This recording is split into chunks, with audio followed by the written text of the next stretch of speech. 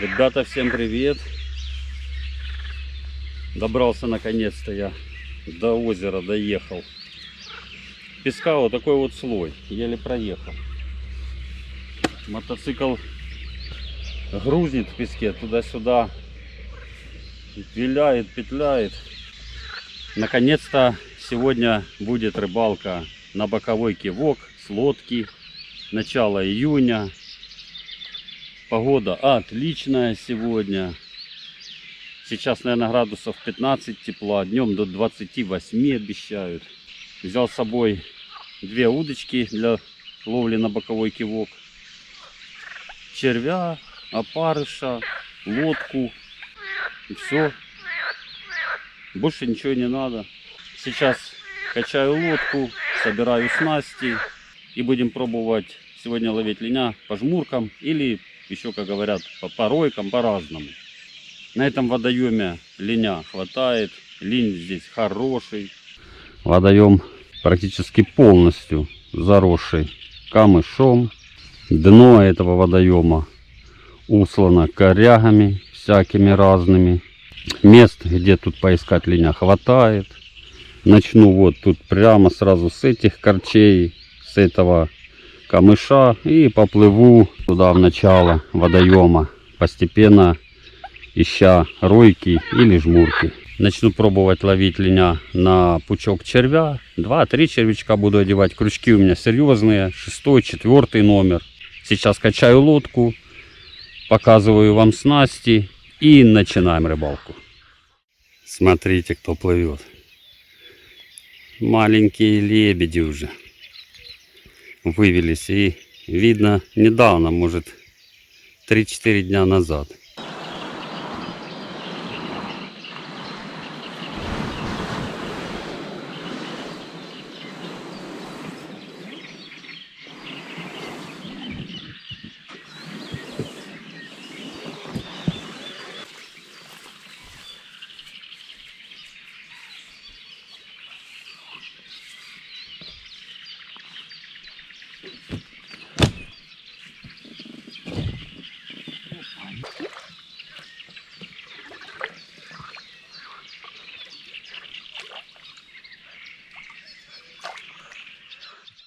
Отплыву подальше от берега, потому что там столько мошкары, не даст нормально собрать снасти.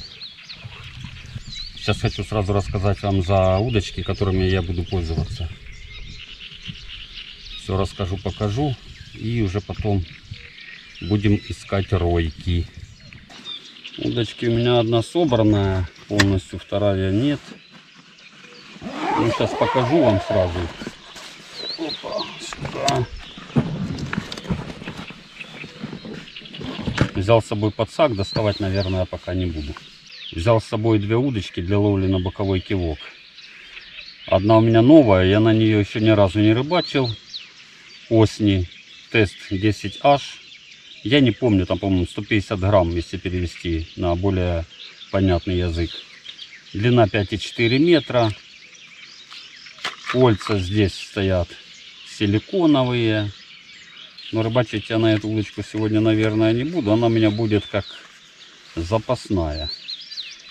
Просто я здесь поставил шнур тонковатый для такого водоема. 0,18 в корягах. Не очень надежно.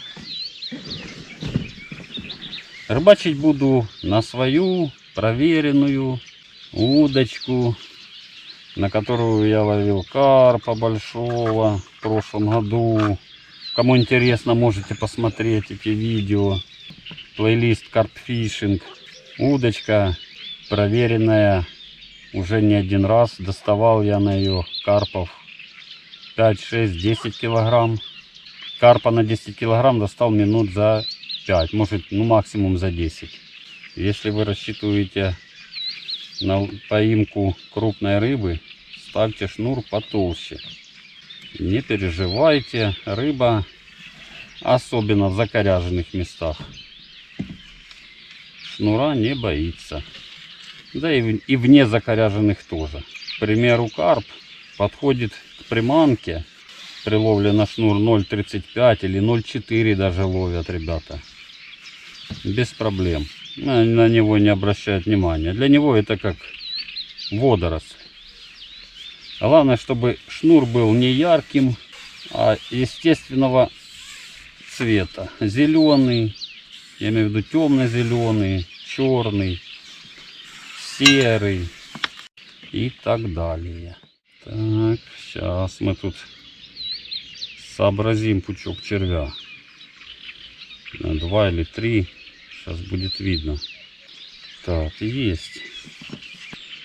Вот такая вот вкуснятина. Кстати, пользуюсь я не мормышкой, а обычная дробинка и крючок. Иногда пользуюсь и мормышками. Но мормышки, во-первых, дорогие. 70-80 гривен. Я вольфрамовые только использую. И никакой разницы особо я не почувствовал лично. Пробовал ловить и на мормышку я карпа и линя, и пробовал ловить я на обычный крючок и дробинку. Все одинаково примерно. Рыба и в том случае клюет без проблем и подсекается так же само. Смотрите, какая ройка прямо по центру. Пузырьки появляются на поверхности, целая куча. О, теперь с другой стороны.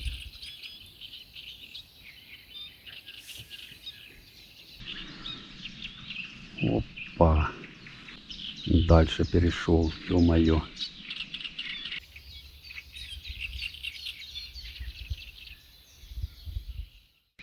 Ой, какая ройка. Хороший линь роется. И корчей. Просто корчей на дне. Это капец. Куда-то перешел чуть-чуть. И вот так вот приходится гоняться за ним. Вот, пожалуйста, опять корч. Что ты будешь делать? Значит, смотрите, есть еще такой нюанс. Очень важный при ловле линя и карпа. Да либо кого на боковой кивок. При сравнительно небольших глубинах, там где вы ловите 1,5, даже 2 метра глубина, если рыба очень хорошо видит удилище. И когда вы опускаете в ройку наживку, делайте это как можно плавнее. Рыба резких движений очень сильно боится. Как боится и того, когда что-то у вас в лодке падает. Ударили веслом по лодке. Или с сидушки у вас упал телефон, например, на дно лодки. И рыба этого тоже очень сильно боится. Не успеваю опускать, а он уже в другом месте начинает рыться. Ой, какая ройка большая. Ну.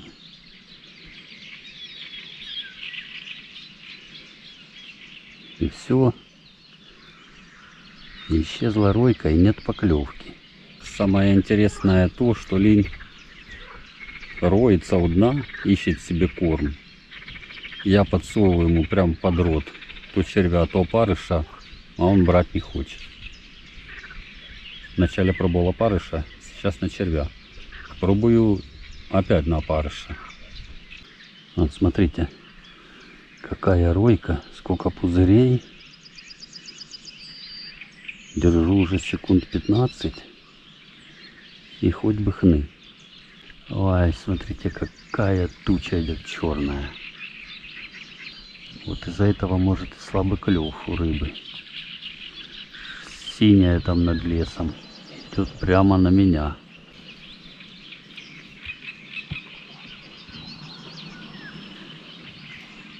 Так, а вот впереди ройка.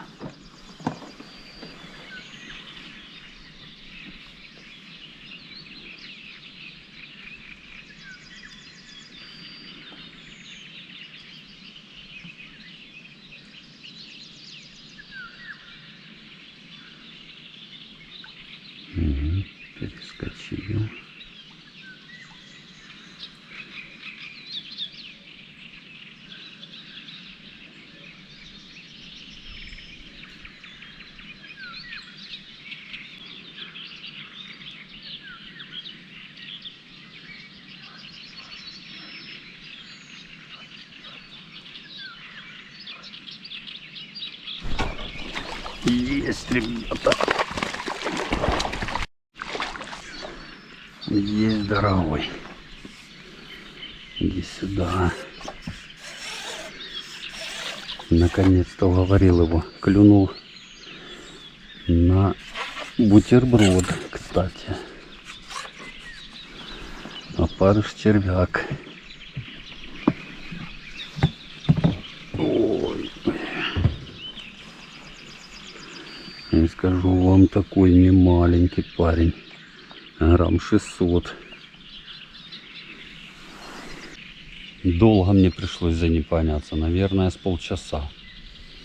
Плавал я за этой ройкой туда-сюда. Он гоняет то в одну сторону, то во вторую. Но мне кажется, тут еще дно все закоряженное. Может, он не видит. Или может, такой клев сегодня у него. Очень-очень слабый. Но начало есть. Уже радует. Это, кстати, мой первый линь в этом году. На боковой кивок. Цепляю 2 червячка. Если был бы большой червяк, то одного есть. Так, 3 опарыша. Раз. 2. И 3. Вот такой бутерброд. Ну и ищем дальше ройки. Вот тята. Уже подросли. Без утки плавают. 5 штучек.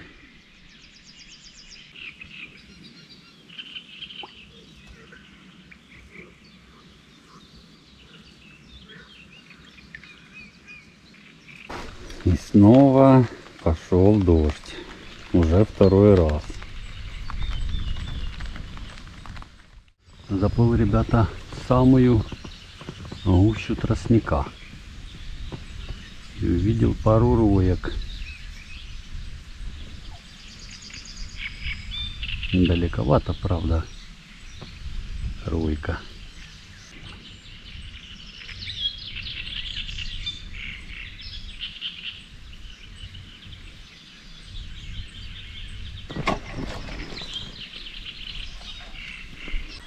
Вот, думал линь. А это, смотрите, кто. Кто клюнул. А это клюнул окунь на опарыша. Стой. Вот он какой злой. Маленький, но злой. Сейчас мы его отпустим. Плыви.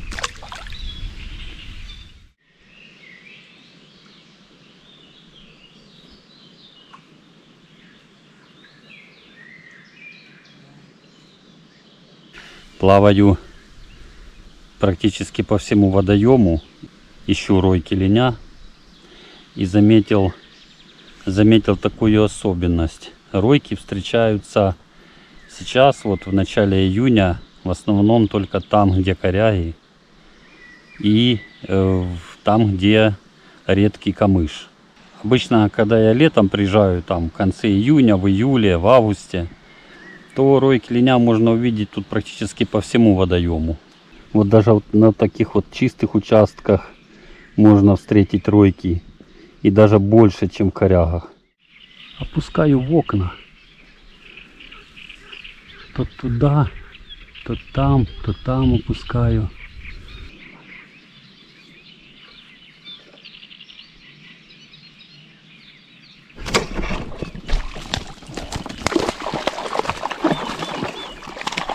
Хороший линяра. Стоять, друг. Сейчас тебе главное вывести на чистую воду.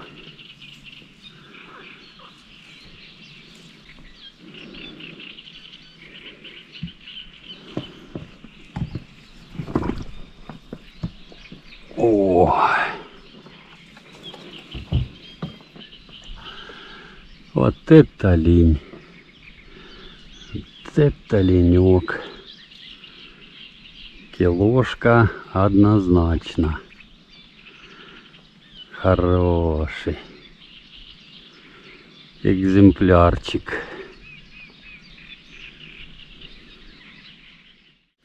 Как отличить ройку линя от остальных роек? У линя ройка, когда он роется в иле, пузырьки поднимаются кверху, такое пятно, ну, в среднем там 30 на 30, 20 на 20 сантиметров. Такое пятно из пузырей. И эта ройка, она как бы пенится, как белая пена. Вот это 100% линь. По всему водоему пошла волна. Сейчас проплыву еще вот так вот прямо к тем камышам. Посмотрю там ройки. Если их не будет, то буду закругляться. Сижу, пью чай, ребята. Наблюдаю по сторонам. Тут, где волны не было уже, и тут пошла волна. Но если вот такая вот рябь небольшая на поверхности воды, то ройки будет видно.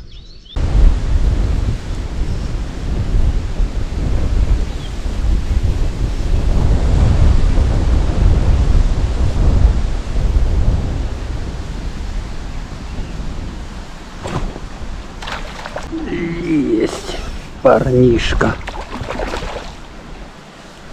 Есть паренек. Куда ты завел?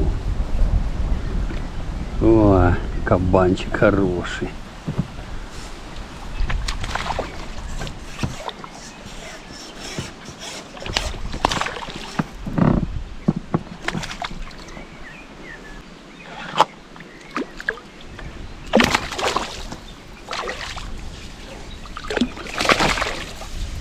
Да стой ты.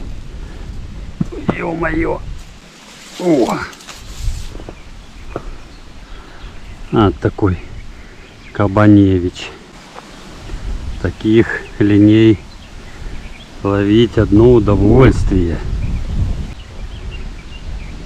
Хе-хе. Собираюсь, ребята, домой. Рыбалка сегодня получилась короткая. Сейчас только 10 утра. А можно было бы рыбачить по хорошей погоде часиков до 2. Ну, 3 линей поймал, и ладно. Ловил я сегодня на червя, на опарыша, на бутерброд из опарыша и червя. Роек было не очень много. Сработали не все ройки. Наверное, из 20 роек, которые я видел, сработали вот только 3. Опускаешь наживку в ройку, а он никак не реагирует, переходит дальше, дальше роется. Но это все из-за погоды, я так думаю. Погода меня сегодня подвела. Видео получится короткое, так что, друзья, извините, уж как получилось. Ставьте обязательно лайки, пишите комментарии. Всем пока!